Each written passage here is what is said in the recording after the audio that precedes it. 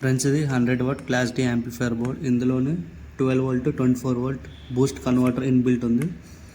నేను దీనికి 12 వోల్ట్ 10 ల్యాక్ పవర్ సప్లై ఇచ్చాను. ఇన్పుట్ కోసం నేను ఫ్యూటెక్ ఆడియో బోర్డ్ నుంచి ఇన్పుట్ ఇచ్చాను RCA త్రూ.